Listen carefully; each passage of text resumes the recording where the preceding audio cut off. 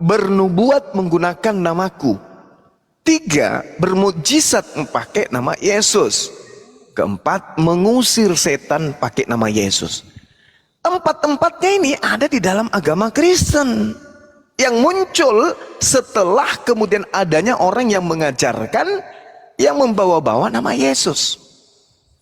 Bukankah ini justru tergenapi? Apa yang Yesus katakan kepada muridnya digenapi oleh Kristen. Dengan munculnya Paulus, dengan munculnya Lukas, dengan munculnya Markus, maka serigalanya benar-benar muncul dan datang ke murid Yesus dan nyamar seperti domba. Pengikutnya memanggil Yesus Tuhan, bernubuat, mengusir setan, bermujizat pakai nama Yesus. Kan tergenapi. Coba, apakah salah saya mengatakan itu? Bahwa hasil karpos dari pengajaran nabi palsu itu semuanya ada di dalam agama Kristen. Jadi murid-murid Yesus harus waspada kepada Kristen, andai saja muridnya masih hidup hari ini.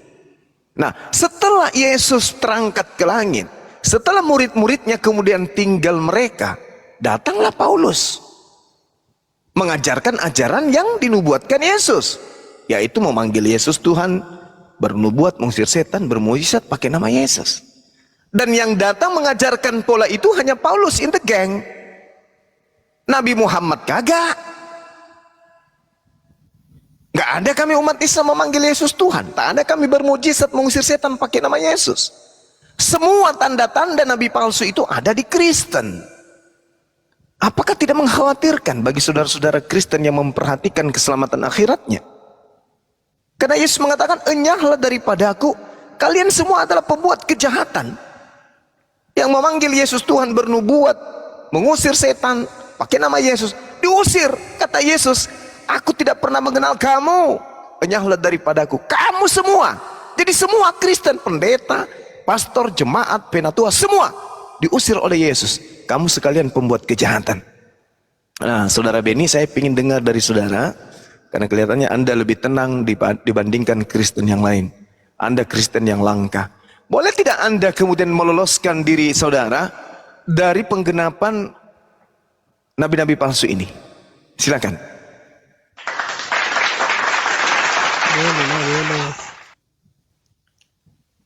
Ya, kalau silakan namanya, gantian kita ya. Siap Bang, siap.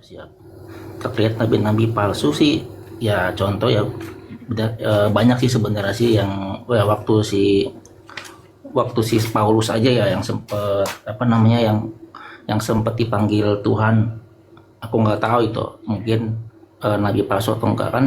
Si Saulus kan namanya si Saulus ya, itu kalau nggak salah kan dia pernah ketemu Yesus. Ya mungkin nggak tahu ya kalau tanggapan Bang Zuma itu apalah nabi palsu atau tidak, seperti itu. Sebenarnya kalau untuk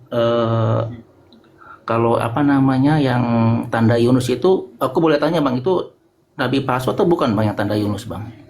Nah, tanda Yunus ini justru dijadikan sebagai senjata oleh nabi palsu. Jadi itu sinkron.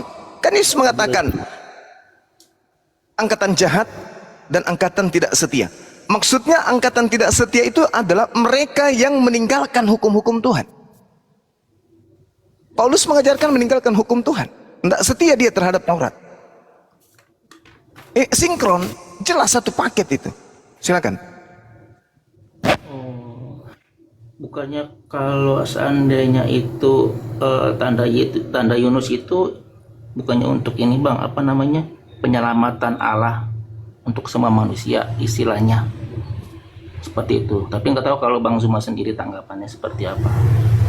Kan gini saudara, orang-orang Farisi datang kepada Yesus, ahli Taurat datang. Lalu Yesus mengatakan apa?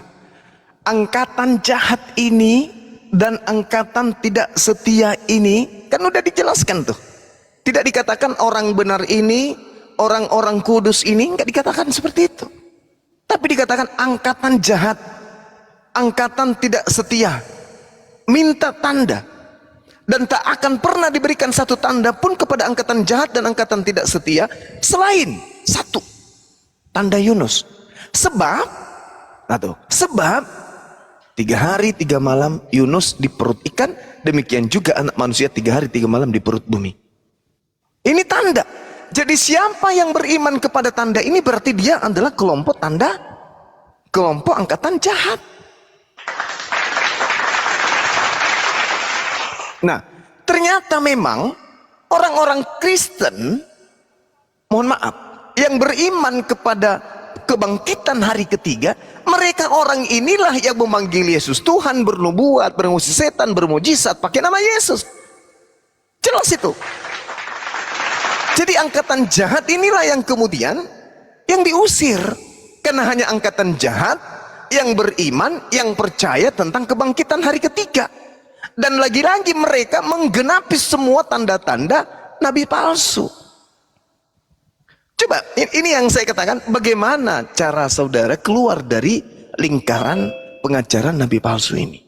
Memanggil Yesus Tuhan, bernubuat pakai nama Yesus, mengusir setan pakai nama Yesus, bermujizat pakai nama Yesus, semua ada di Kristen. Dan tanda-tanda Yunus juga ada di Kristen. Lalu kemudian Matius 23 nomor 15, celakalah engkau ahli Taurat, celakalah engkau orang munafik, celakalah engkau wahai orang Farisi, sebab engkau menyeberangi lautan meninggalkan Yerusalem, menjelajahi daratan untuk mentomatkan orang, masuk menjadi pengikut agamamu, menjadi orang neraka. Nah, orang Farisi Paulus mendirikan agama di luar Yahudi, nama agamanya adalah Kristen, menjadi orang neraka. Lagi-lagi nyambung dengan buah-buah dari nabi palsu, kena semuanya. Makanya gimana caranya saudara Kristen ini bisa kemudian tenang di dalam agamanya, sementara semua ciri-ciri dari pengajaran nabi palsu ada di Kristen?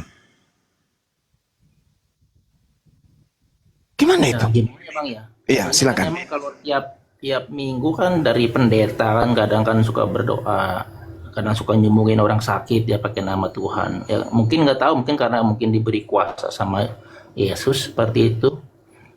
Jadi ya setiap ibadah ya gitu, ada aja kayak apa namanya, yang sakit disembuhkan itu pakai nama Yesus. Nah, kan semakin jelas kan? Semakin jelas. Justru Yesus mengatakan loh itu dengan sangat jelas. Pada hari terakhir nanti akan banyak orang berseru kepadaku, Tuhan, bukankah kami bernubuat demi namamu? Bukankah kami mengusir setan demi namamu? Bukankah kami mengadakan banyak mujizat demi namamu? Pada waktu itulah aku Yesus akan berterus terang kepada mereka dan berkata, aku tidak pernah mengenal kamu. Enyahlah daripadaku kamu sekalian pembuat kejahatan. Oke lah, anggaplah pendeta-pendeta ini orang benar. Lalu siapa yang dimaksud di sini? Agama Islam tak mungkin, Hindu tak mungkin, Buddha tak mungkin. Hanya Kristen. Sama-sama sampai pada level mengusir setan, sampai pada level bermujizat. Berarti ini orang Kristen banget, taat banget, taat setaat-taatnya kepada ajaran nabi palsu, sampai dia bisa mengusir setan. Bayangkan, bukan orang biasa mereka ini. Tapi kalau mengusir setan Bang, ditanya dulu Bang, setannya agamanya apa? Kalau agama Islam, dia yang doain pendeta, nggak mempan kali Bang. Bukan begitu saudaraku. Yesus mengatakan bahwa pohon yang tidak baik akan menghasilkan buah yang tidak baik. Artinya, kalau sudah ditemukan ada buah yang tidak baik di agama Kristen, maka pohonnya harus ditebang. Pohonnya yang harus dibuang ke neraka. Itu kata Yesus di dalam Matius 7 nomor 78. Nomor 18, sorry. Nomor 19, sorry. Nah, bagaimana cara Kristen bisa lolos dari ini? Kedua, Matius 26 24 nomor 26. Apabila ada orang berkata, lihat, ada Yesus di padang gurun, ada Yesus di dalam bilik, jangan kau percaya. Nah, siapa ini yang mengaku pernah bertemu Yesus di padang gurun? Paulus. Nabi Muhammad kagak pernah bertemu Yesus di padang gurun. Siapa yang pernah mengaku bertemu Yesus di dalam bilik penjara? Paulus. Bilik di situ dalam bahasa Yunaninya adalah Simeon. Simeon itu artinya kamar rahasia. Kamar rahasia itu ya penjara. Paulus di penjara menulis surat. Beberapa kitab ditulis oleh Paulus di dalam penjara dan mengaku bahwa yang ditulis itu bukan dari orang tapi dari Yesus. Jadi semua tanda nabi palsu itu ada pada Paulus dan pengikutnya, tanda-tanda buahnya ada pada pengikutnya, Kristen.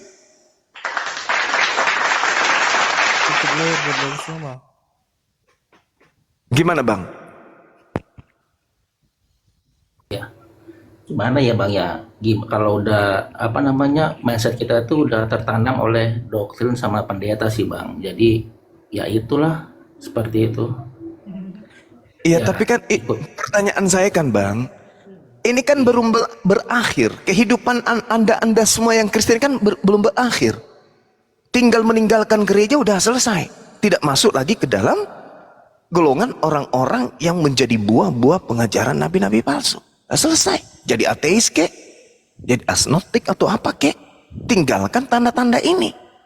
Karena ini sangat jelas tuh. Yang menyeru, yang bernubuat, yang mengusir setan pakai nama Yesus, hanya Kristen, tinggalkan. Apa yang Anda takutkan? Hanya saja ya iblis memang sudah bersumpah, aku akan menjerat mereka dengan tipu daya. Iblis sudah gitu. Tidak gampang itu meninggalkan kebebalan, tidak gampang. Karena sudah terpenjara dengan doktrin dan dogma. Makanya dalam Al-Quran itu dikatakan, ya ayuhan nas, wahai umat manusia. Manusia yang diseru oleh Al-Quran, bukan hanya umat Islam. Makanlah yang halal dari bumi dan janganlah engkau mengikuti langkah-langkah syaitan. Kenapa Al-Quran itu mengaitkan antara makanan dengan setan? Karena Nabi Adam alaihissalam jatuh karena makanan. Seluruh nabi-nabi ketika didatangkan hukum kepada mereka selalu ada pembatasan makanan. Karena begitu makanan yang diharamkan masuk ke dalam tubuh kita, maka yang tepuk tangan adalah setan.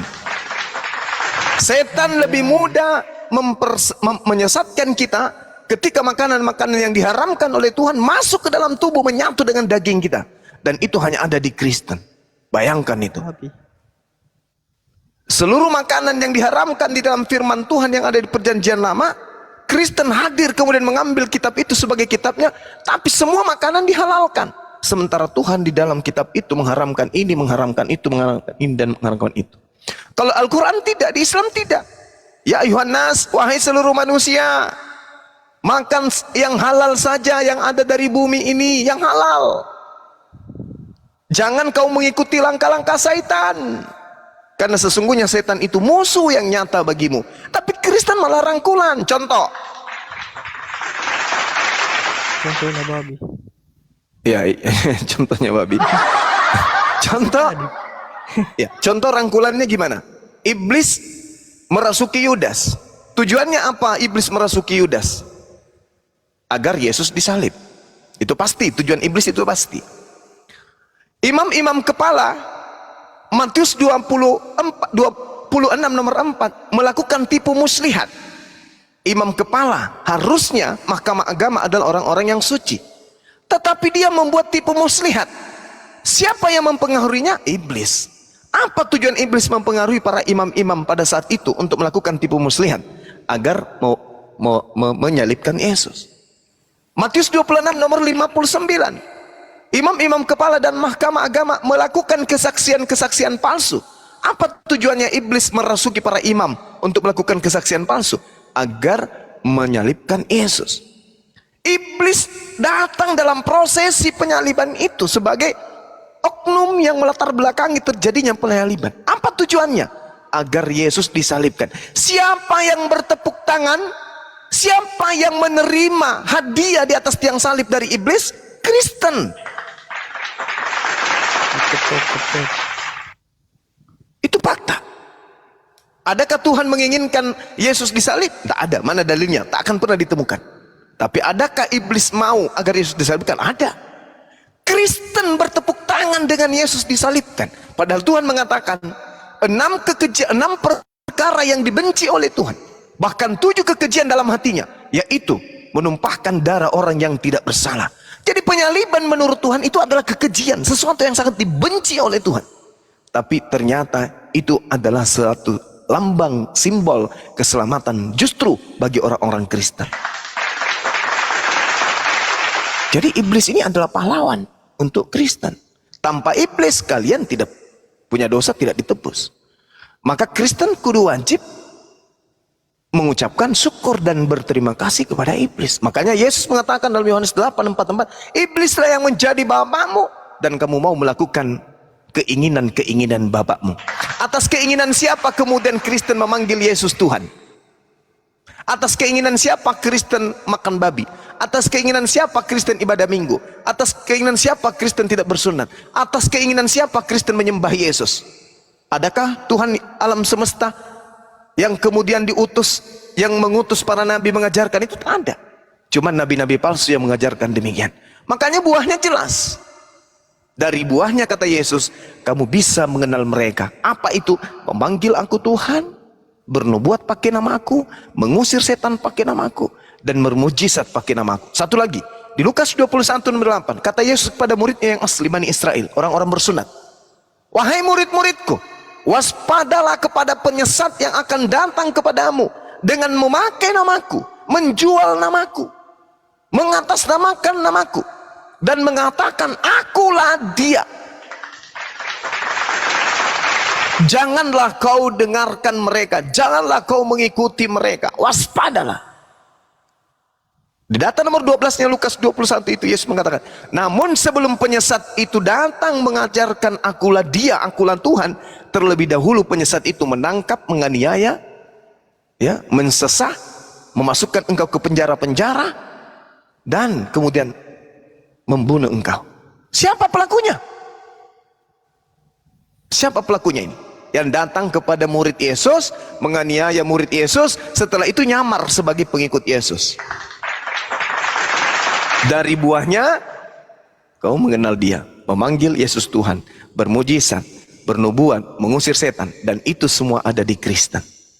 Ya, saya berharap saudara-saudara bisa meloloskan diri bahwa Bang Suma keliru, Bang Suma salah, salah tafsir, salah penjelasan, salah analogi, salah analisa, salah tanggapan, salah pemahaman, salah ilustrasi. Silakan Anda menyalahkan saya, tapi tolong bantu saya yang mana yang benar ini. Pada saat Yesus mengatakan tanda-tanda dari nabi palsu itu 1, 2, 3, 4, saya menemukan ada di Kristen. Tapi kalau saudara membantah itu, salahkan saya dengan berikan data. Silakan. Tetep. Kalau Bang Zuma terkait agama Kristen udah kental ya seperti itu. Makanya kalau naik di malah Bang Zuma, kalau masih Kristen awam lewat udah nih. Oke, aku mau ngebantah Bang terkait ini Bang, Silakan. yang sebenarnya kalau untuk melepas Kristen itu berat ya Bang ya. Yang pertama itu kalau pendeta bilang itu Yesus adalah kunci kerajaan surga Bang, seperti itu. Jadi dia megang kunci kerajaan surga seperti itu. Jadi tidak ada bisa masuk ke surga tanpa melalui dia, seperti itu. Lalu aku bantah lagi terkait makanan haram Bang, babi. Jadi emang kalau di sejarah ya Bang ya, mungkin ya kita dulu kalau makan babi itu sebenarnya sudah tidak diharamkan lagi Bang, seperti itu. Karena kita udah ada yang namanya hukum Taurat seremonial Bang, seperti itu, yang tidak pernah hukum seremonial itu terbagi menjadi 3, yaitu hukum sipil seperti itu ya, seremonial. Lalu itu yang berlaku sih di negara Israel ya Bang, seperti itu. Nah itu kalau untuk di negara manapun kayak di Indonesia itu tidak berlaku seperti itu. Nah, lalu kedua hukum Taurat, hukum Taurat moral ini adalah hukum Taurat yang bersifat selamanya, dan hukum Taurat inilah yang dimasukkan oleh Yesus. Nah, terkait yang dinyajiskan itu sebenarnya ini Bang, yang diharamkan ini yaitu yang keluar dari mulut Bang, seperti itu. Tapi kan kalau kita makan babi kan keluarnya kan ke jamban bang, seperti itu. Jadi ya jadi nggak haram sih bang kalau udah kita makan babi tapi keluarnya di seperti itu.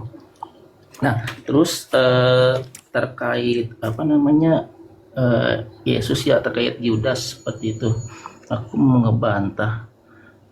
Kalau saya lihat itu di apa namanya di Yesaya 53 ayat 4 dan 5 ya, itu tetapi sesungguhnya penyakit kita lah yang ditanggung dan kesengsaraan kita lah yang dipikul, padahal kita mengira dia kena tulah, dipukul dan ditindah Allah. Ayat 5-nya ini, tetapi dia tertikam oleh karena pemberontakan kita, dia diremukkan oleh karena kejahatan kita, ganjaran yang mendatangkan keselamatan bagi kita ditimpakannya kepadanya, dan oleh biji-bijinya kita menjadi sembuh. Nah itu terkait penyaliban Yesus ya bang, yang dia sampai apa namanya keluar darah seperti itu, ditombak, ya itu untuk kita semua sih bang, seperti itu. Karena kan Yesus kan nggak bawa agama sebenarnya, seperti itu. Jadi dia hanya jalan keselamatan bagi semua manusia, seperti itu. Bukan Kristen doang, tapi semua, seperti itu. Itu sih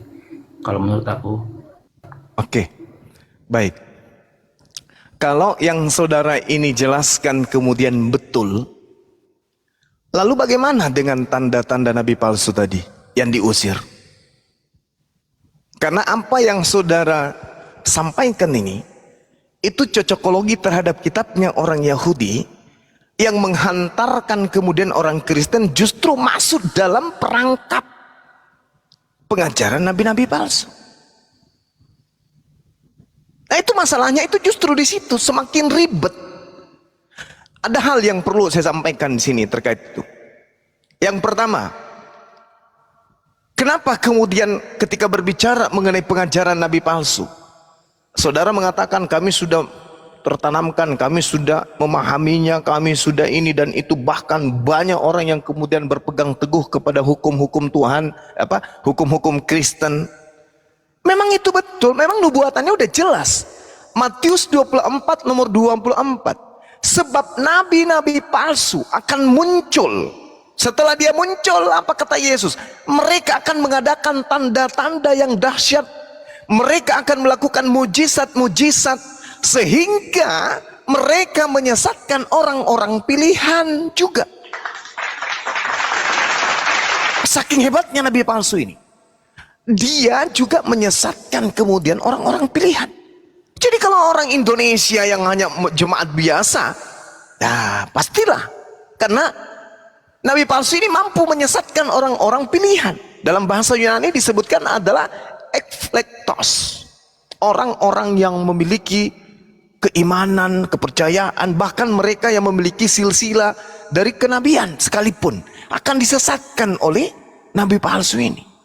Bayangkan itu. Nah, nabi palsu ini saking hebatnya, begitu sampai di tengah-tengah orang yang menganut ajaran paganisme, nabi palsu ini dianggap Tuhan, dianggap dewa. Dewa kalau mereka di agama pagan itu, dewa itu Tuhan, level tertinggi. Paulus ketika dia sampai kemudian bersama dengan Barnabas, beliau dianggap dewa Hermes. Bayangkan itu. Barnabas dianggap Zeus, Paulus dianggap Hermes, dewa Hermes. Kenapa? Karena saking hebatnya Paulus itu bermujizat di tengah-tengah agama paganisme. Sehingga orang pagan mengatakan, wah, Tuhan dewa kita sudah datang. Siapa nama Tuhan kita, dewa kita? Ini dia, dewa Hermes, Paulus. Coba. Saking hebatnya mukjizat Paulus ini, sampai-sampai dia dianggap sebagai Tuhan. Coba. Apakah tidak menggenapi semua itu? Semua yang dinubuatkan oleh Yesus. Nabi palsu mampu bermujizat untuk menyesatkan banyak orang, bahkan termasuk orang-orang pilihan pun akan disesatkan oleh nabi palsu tersebut. Dan faktanya, Paulus dengan mukjizatnya, dia sempat dianggap dewa tertinggi di tengah-tengah ajaran pagan pada saat itu di Antioquia. Dia dianggap dewa Hermes. Jadi tak ada. Nah, terkait dengan yang saudara sebutkan makan babi, ngeri juga sih, ngeri. Kenapa saya katakan ngeri? Karena di dalam Yesaya 66 dikatakan begini, sebab sesungguhnya Tuhan akan datang dengan api, dan kereta-keretanya akan seperti puting beliung untuk melampiaskan murka amarahnya, dengan kepanasan dan hardiknya dengan nyala api. Sebab Tuhan akan menghukum segala yang hidup dengan api dan dengan pedangnya. Dan orang-orang yang mati terbunuh oleh Tuhan akan banyak jumlahnya. Kristen memang banyak. Mereka yang menguduskan, yang mensucikan, yang menghalalkan dirinya untuk taman-taman dewa, teos, dengan mengikuti seseorang yang di tengah-tengahnya, yang satu, memakan babi, dua, memakan binatang-binatang jijik serta balau, tikus. Ini nyata dalilnya nih, data dalil. Siapa yang makan babi? Yahudi kagak, Islam kagak, Kristen. Tuhan akan datang menghanguskan orang-orang ini, dan banyak jumlah mereka yang akan dibakar dengan api secara keseluruhan. Dan mereka, kata Tuhan, kata Yesaya 66, adalah pemakan babi, pemakan binatang-binatang jijik seperti monyet, guguk, biawak, padale, pararang, asu. Ini siapa ini? Lagi-lagi orang-orang yang ada di dalam lingkaran pengajaran nabi-nabi palsu yang menyebut Yesus Tuhan, yang bernubuat nama Yesus, mengusir setan dengan nama Yesus. Pemakan babi semuanya akan dihanguskan dengan nyala api yang menyala-nyala. Akan semakin berat Kristen ini. Kalau Yesaya 53 hanya mengantarkan Anda menjadi penganut pengajaran nabi palsu, untuk apa? Toh itu dibantah oleh Yesaya 52. Ternyata Yesaya 53 ini tak ada hubungannya Yesus. Yesaya 53 harus mundur ke Yesaya 52. Karena itu satu paket. Ternyata Yesaya 55, 52, 53 itu berbicara tentang penderitaan Bani Israel pada masa pembuangan. Tak ada hubungannya dengan Yesus. Kalau mau nubuat tentang Yesus, baca Yohanes 11 nomor 45 sampai nomor 53. Anda akan bertemu di situ. Nubuat untuk Yesus di situ sangat jelas. Yesus harus mati tahun ini juga, sebab Yesus akan, dengan matinya Yesus, dia akan membebaskan bangsa Israel dari penjajahan Romawi. Tidak ada tentang Kristen dinubuatkan. Yesus harus mati untuk membebaskan bangsa Israel dari tekanan bangsa Romawi. Itu nubuatannya tertulis Yohanes 11 nomor 45 sampai nomor 53. Jadi Anda mau lari kemanapun, tetap Kristen ini tidak bisa lolos dari api neraka. Yesaya 66 jelas tertulis, Matius 7 nomor 15 sampai nomor 23, Matius 13 nomor 50, Matius 23 nomor 15, semuanya Kristen akan dibakar dalam api neraka yang menyala-nyala.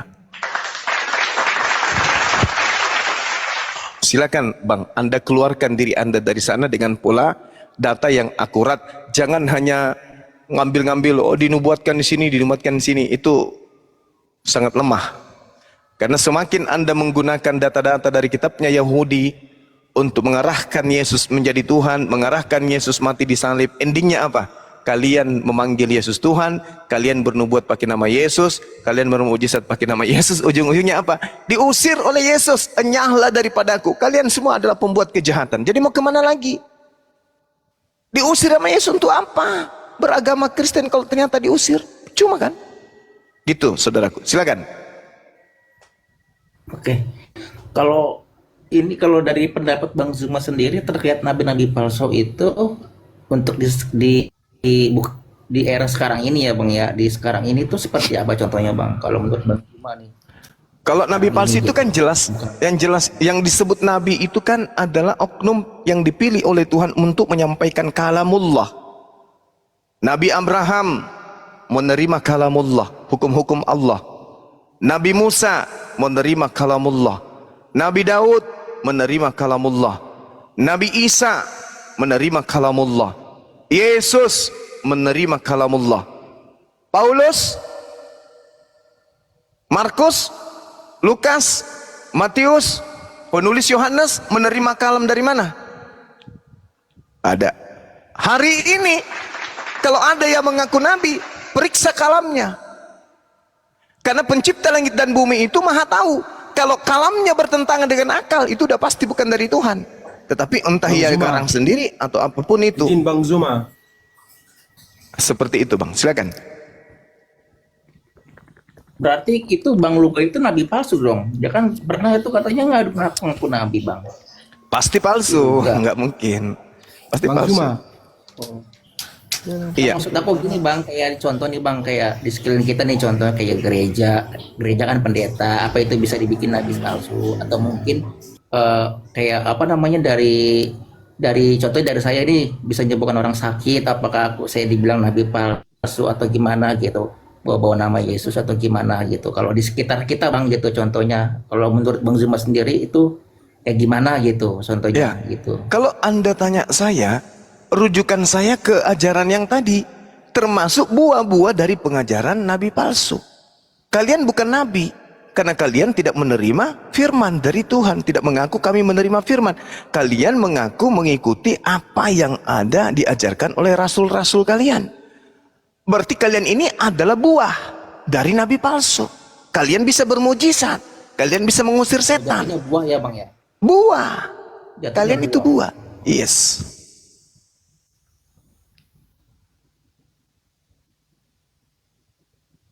Coba Anda lihat di Kalau Matius nabi 7. itu kayak apa? Matius 7. Yang Matius 7 nomor 15 sampai nomor 23. Itu buahnya itu. Malam Bang. Malam. Oke. Masukkan aja Bang. Iya. Kalau boleh diskusi dua arah lah. Ya ini dua arah Bang. Dari tadi ku dengar abang ngocek mulu. Ngoce ya? Ngocehnya Oh. iya. Ayatnya Alkitab semua Bang. Aku bingung juga. Oke, bagus.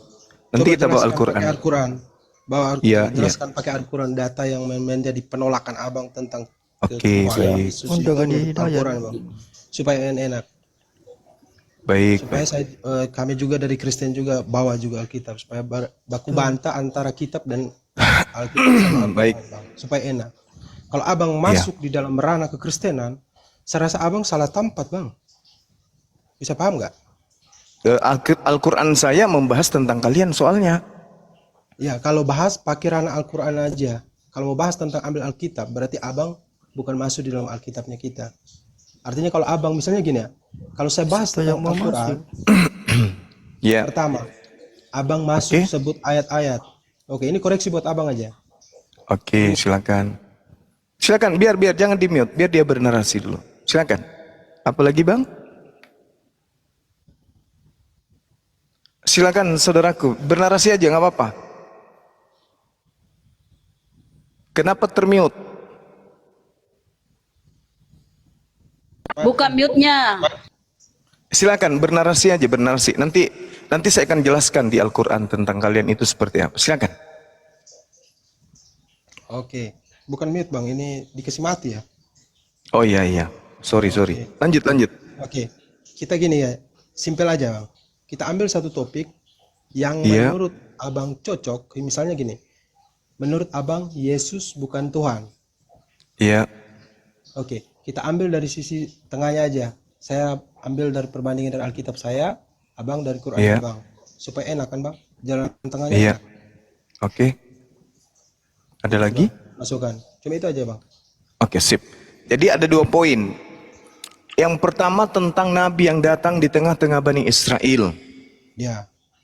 Nah, Al-Quran mengatakan, Wa isqalallahu ya Isa bin Maryam, a'anta qulta linnas, wahai Isa, anak laki-lakinya Maryam, adakah engkau mengajarkan kepada manusia,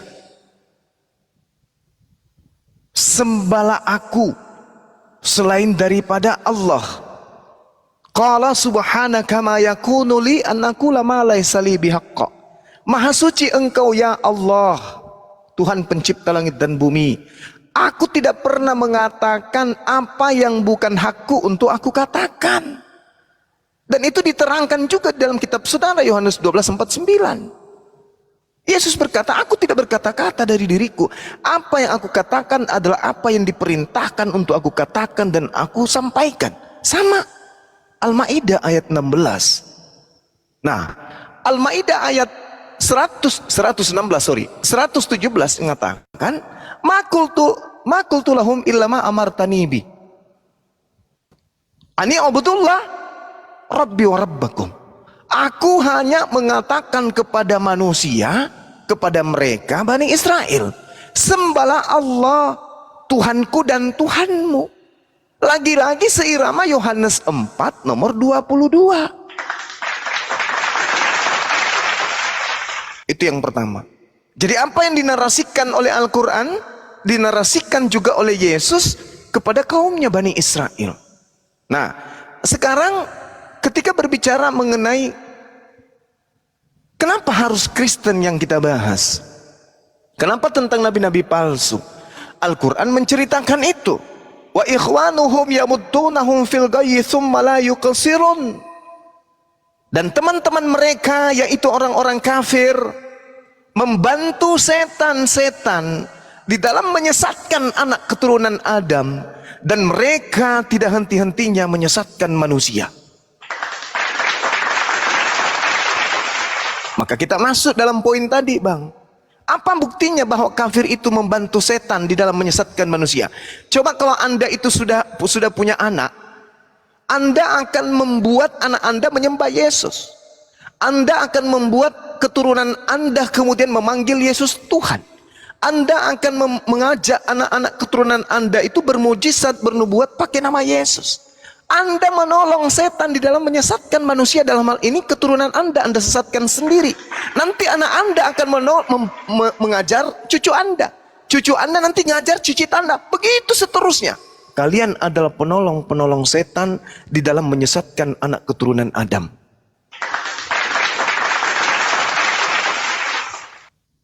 Tolak ukurnya yang tadi, Matius 7 nomor 15, nomor 15 sampai Matius 7 nomor 15 sampai nomor 23. Sehingga secara turun-temurun Kristen masuk dalam lingkaran itu. Enyahlah daripadaku, kalian semua adalah pembuat kejahatan. Ini Al-Quran yang menarasikan itu, kami nggak mengada-ngada. Illa iblis istakbara wa kana minal kafirin. Kecuali iblis menyombongkan diri dan termasuk ke dalam golongan yang kafir. Iblis masuk dalam golongan kalian. Apa pembuktiannya secara histori? Iblis merasuki Yudas. Yesus mengatakan dalam Yohanes 6 nomor 70, bukankah aku yang memilih engkau 12 dan satu di antaramu adalah iblis. Iblis merasuki Yudas. Tujuannya apa? Untuk menyalibkan Yesus. Apa yang terjadi setelah Yesus disalibkan? Sekelompok orang dari barat, dalam hal ini Roma Yunani, mengambil tragedi itu untuk menggantikan dewa matahari dengan oknum yang digantung di tiang salib ini sebagai penebus dosa. Jadi orang-orang Roma dan Yunani menjadikan iblis sebagai pahlawan. Karena dengan berkat upaya iblis merasuki Yudas, Yudas berkhianat, Yesus disalibkan. Akibat disalibkan, dosa-dosa orang Roma, orang Yunani, orang Belanda, orang Inggris, orang Portugis dan seterusnya ditebus. Maka mereka ini harus berterima kasih kepada pahlawan mereka, yaitu iblis. Illa iblis istakbara wa kana minal kafirin. Dan adapun iblis, ia menyombongkan diri, dan mereka iblis ini termasuk golongan orang kafir. Wa kanal kafiru ala rabbihi zahira. Dan adalah orang-orang kafir penolong-penolong setan di dalam durhaka kepada Tuhan pencipta langit dan bumi. Sekarang kira-kira Tuhan yang mengutus para nabi senang dengan kalian menyembah manusia Yesus? Tuhan pencipta langit dan bumi yang diperkenalkan Abraham, Ishak dan Yakob senang melihat kalian menyembah anak manusia bernama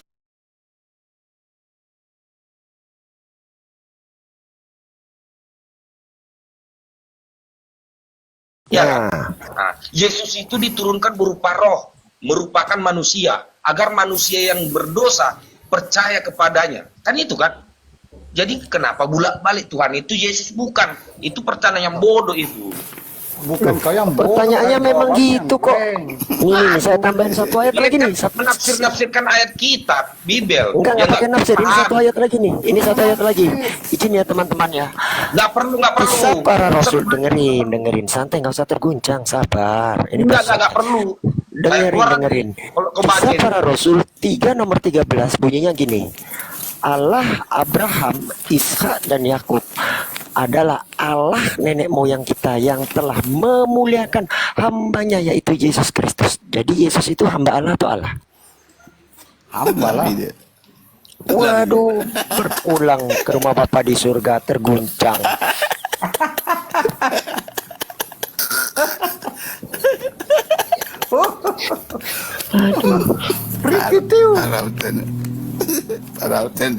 Itu kalau akal warasnya berfungsi nih, sahadat ini hari, bener sahadat.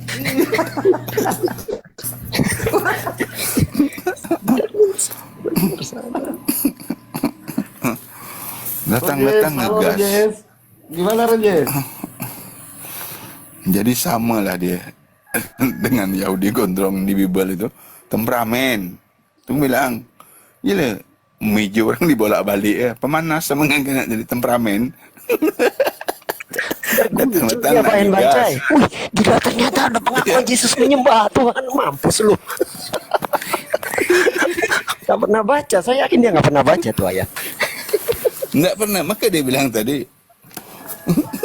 Dia sok-sokan baca Kaget Kejadian dia, ada satu. pengakuan Yesus Satu menyembah tuh Tuhan jadi itu baca dia. ternyata.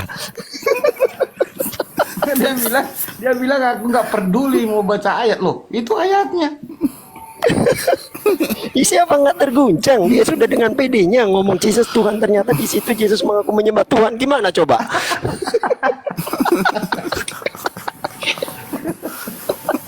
Telak itu namanya pukulan telak. Wah, strike itu. Double combo itu.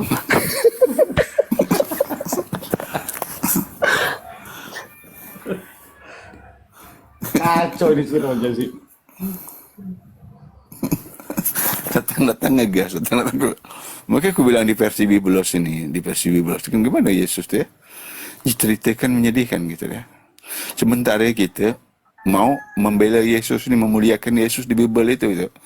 Tapi mereka kan terang-terangan gitu, bilang Yesus nih pembohong, dibilang Yesus nih temperamen, pokok arah jadi kutuk, nak tiba-tiba sampai kering kok arah itu gitu.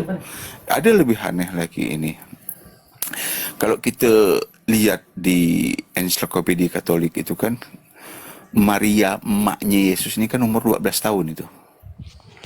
Kan umur 12 tahun dia melahirkan Yesus ini, sampai orang Yahudi memfitnah dia melahirkan anak haram kan gitu.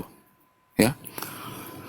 Di Bible itu sendiri, di Matius itu juga, berbahagialah perempuan yang susunya engkau tetek engkau. Umur 12 tahun tuh udah ada tetek kah? Ada tumbuh ke susu? Ini aneh juga aku pikir gitu. Parahnya lagi, laki dia tuh, suami itu 93 tahun. Yosef itu gitu. Mereka tidak ribut hal-hal gini gitu kan. Nah ini oteng-oteng ini. Kan gitu. Ya. Tidak pernah tahu mereka. Adapun tahu pura-pura mereka tidak tahu gitu. Tentang Maria. Kita orang Islam Al-Quran, Allah membela Isa alaihissalam ini kan. Atau mereka bilang tu Yesus itu. Dibela. Dimuliakan mamanya. Dimuliakan Yesus, Isa ini kan. Sementara di Talmud direndahkan, dihina. Malah dibilang dibakar di neraka dalam tinja, dalam kotoran air tinja. Di Talmud digitin kan 57 gitu. Nah di Biblos Yesus diceritakan bolak-balik cerita dia. Di Lukas 7 37 38, di depan orang ramai, di depan sahabatnya, datang perempuan tak beres, pesunda tiba-tiba cium-cium dia, meluk-meluk dia diam aja. Gimana cerita kayak gitu? Di sumur dengan perempuan berdua-duaan aja. Sementara dia bilang di tempat lain, apa? Jangankan tuh, di dalam hati pun menghendaki dalam hati itu pun dah dosa, dia bilang kan. ketangkap basah dengan perempuan yang lagi berzinah itu, yang kata kalau kau tidak punya dosa lempar, sementara dia sendiri dia tidak ngelempar gitu. Jadi bolak-balik ceritanya ni loh. Kan sedih kita lihat cerita Yesus di Assalamualaikum. situ gitu. Waalaikumsalam. Waalaikumsalam. Salam Pak Cik, saya dari Bengkayang nih Pak Cik. Dari mana? Bengkayang. Halo? Oh, Bengkayang. Dekatlah kita ni. Apa kabar? Alhamdulillah baik. Ada yang mau Bila disampaikan? kau nak ke Pak? Pontianak? Silaturahmi aja Bang, jarang-jarang bisa masuk nih ke Komal besar Oh kan. gitu. Alhamdulillah. Alhamdulillah bisa masuk gitu. Iya. Ada nok tu? Tak apa-apa. Ngomong-ngomong kita sini. Iya. Gimana perkembangan di Bengkayang? Senyap-senyap je. Alhamdulillah baik-baik saja Bang. Oh gitu. Kau dari mana asalnya? Saya dari Jawa Barat sih Bang, cuman merantau lah. Oh gitu. Istri orang sini, orang Bengkayang. Oh istri orang Bengkayang. Akhir. Melayu Bang, Melayu. Melayu Jawa. Oh dari situ. Oh, ya, tak apa-apa lah. Sama ya kan. Melayu Sambat. Kau Melayu Sambas. Salam aja, silaturahmi. Iya. Tak apa-apa. Orang ni manggil aku pakcik-pakcik je. Aku ni Oh, Pontianak sekarang ni. Oh, pakcik. Sering dengar, cuman Lupa dia nggak dah. bisa masuk. Baru bisa. Oh gitu. Yalah. Ada nak disampaikan mungkin? Nggak, Dengan dengar aja kawan-kawan, saja. dengan- Salam aja, salam. Oh iya. Waalaikumsalam. Paling ini aja, jaga kesehatan lah untuk Bang Nandar nih. Soalnya kalau sering begadang nanti takut. Ini kan dari pagi kasihan. Oh gitu. Terus semua lah Ya, perlu juga ibadah tu. muslim. Saya pun paling jam 12 tu tidur. Kalau dah ngantuk tidur juga gitu lah. Dah agak ngantuk. Ini Bang lebih parah lagi nih Bang. Di ayatnya dia itu Bang di Wahyu 5 sampai 6. Soalnya bertanduk 7. Oh iyalah. Pak, Tuhan boleh yang nggak saya dibilang bertanya ya? domba. Pak Cik? Sila. Saya sering mendengar ya kalau orang-orang komal-komal Kristen itu menggunakan hadis-hadis yang dari download itu, apa itu betul? Ada dari Mi itu gimana ya? Biasa. Dia download hadis-hadis palsu biasa Bang. Itu memang palsu Kemudian- ya? Yang Iya. insert hadis. Jadi gini, mereka itu semua cara dilakukan mereka itu. Jadi semua cara mereka lakukan, ya kan? Itu pun hadis-hadis sahih pun mereka edit gitu loh.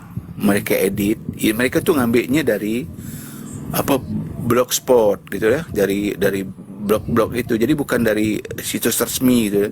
Jadi mereka bisa edit gitu loh. Terjemahan tuh mereka edit gitu loh. Karena mereka ni semua cara boleh dilakukan. Karena di ajaran mereka ni, di ajaran Kristen ini, licik, berdusta, memfitnah itu ada legalitasnya gitu. Karena kelicikanku kujerat kau dengan tipu daya, kata Paulus bilang di 2 Hadis Korintus apa bang 14, yang barusan dibawa bang? Ini ada Sahih Bukhari yang, aduh sebentar kemarin saya bingung menanya Pak Ustadz sama saya. Nomor berapa? Biar kita cek di kitab hadis. Yang saya Ininya tentang gimana Bang? ya. Nomor berapa bang?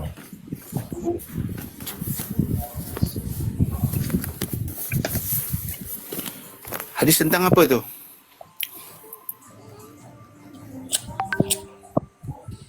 Nanti sudah saya sambil cari bang ya, saya cari dulu yang di. Cuba hadis tentang apa? Cuba garis besar tentang apa tu? Masalah nih, yang pertama saya ingat tuh masalah ada nabi yang setelah makan daging sapi itu tidak berwudu. Ada yang berwudu, gimana sih? Oh gitu. Ya. Itu Tak ada. hadis maudhu. Hadis sahih itu. Jadi gini. Bukan daging sapi itu, daging ini, daging onta.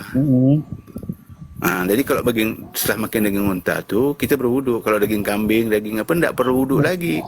Ya, Gitu. tapi ada lagi hadis yang satunya sahabat Nabi dia setelah makan daging sapi itu berwudu karena ada Nabi yang mengatakan setelah makan daging yang terpanggang ya itu dalam hadis yang itu. Iya, daging terpanggang gitu kan. Iya. ada dua pendapat di itu. Nanti ada jatuhnya ke fikih juga. Sebenarnya tinggal dicek aja. Kalau ada hadis gitu, abang tanya itu riwayat siapa, hadis nomor berapa. Syukur-syukur dia bisa nyebutin sanatnya, biar kita bisa ngecek itu di kitab hadis. Pasti nggak bisa dia nyebut sanatnya, karena dia nggak tahu itu sanatnya gimana. Ya Ada minimal beberapa, riwayat perawinya siapa sama nomor berapa, hadis nomor berapa. Soalnya Jadi kalau bisa kita cek itu nanti. di aplikasi itu kan Enslik hadis ya, Enslik hadis itu. Ensiklopedia hadis. Biasanya sih kalau Ya. aplikasi, kalau aneh biasa pakai hadisku itu bisa, itu sama dengan yang biasa-biasa teman-teman pakai. Kecil kok, cuman di HP cuman kecil itu. Itu ada 14 imam hadis itu. Itu lengkap itu, sama kita lihat sanatnya, itu ketahuan semua itu di situ sanatnya. Sikot apa enggak, ada yang doef atau ada yang matruk, itu ketahuan semua di situ nanti. Kalau memang dari Mi itu ada ya Pak Ustadz, dari Mi itu ulama. Iya, dari ini ada juga di situ 14 imam hadis. Soalnya kan baru kita awam nih Pak Ustadz, jadi denger itu kayaknya asing gitu kan. Ada imam Ad-Darimi ada. Nanti bang Itu kalau masuk ada ke- yang utarakan hadis gitu, dicek aja nomor hadisnya berapa, betul siapa perawinya gitu loh. Iya, minimal perawinya sama nomornya. Ya ini kan nanti hadis ini kan jatuhnya ke masalah fikih nanti itu, masalah hukum. Ya kan gitu. Betul macam makan daging dibakar itu. Ada yang mengatakan berwudu, ada yang juga enggak. Nanti pendapat itu nanti yang paling rajih, yang paling kuat pendapat nanti kita lihat siapa gitu loh. Makanya kita perlu belajar ilmu itu tadi. Jadi biar kita tuh tidak fanatik buta dan tidak dimudahkan. Orang-orang kafir kan seperti itu. Cara mereka tuh memang kayak itu. Malah hadis itu diedit mereka gitu loh. Hadis-hadis maudu itu dimasukkan gitu mereka, diedit mereka gitu untuk orang-orang saudara-saudara kita yang awam. Jadi makanya kita jadi Islam jangan awam terus gitu loh. Belajar sekarang banyak tuh media untuk belajar kan, ya kan? TV sunnah tuh banyak TV, itu belajar di situ kita gitu. TV Roja. Nah itu dia. Boleh kalau Roja kira TV mana kayak banyak tuh kan, TV sunnah itu. Di situ nanti penjelasan para ulama itu. Nah, orang-orang kafir ini kesempatannya memang gitu dia. Apalagi di Indonesia nih, komal-komal Kristen tuh rata-rata mereka tuh kafir harbi. Rata-rata mereka tuh Islamfobia gitu loh. Iya. Ya kan? Nah, itu. Coba tengok narasi-narasi mereka tuh. Itu luar biasa tuh. Kebencian terus. Kebencian terus mereka tanamkan. Nggak ada Oh, sih. saya izin itu ya, pamit dulu ya, lagi lobet. Makasih banyak Bang Nandar, Oke, makasih silakan. banyak waktunya. Mohon maaf kalau ada salah-salah sama teman-teman. Assalamualaikum warahmatullahi wabarakatuh. Waalaikumsalam. Waalaikumsalam warahmatullahi wabarakatuh. Kalau yang api di Kalbar ini gimana Pak Ci, ada kan?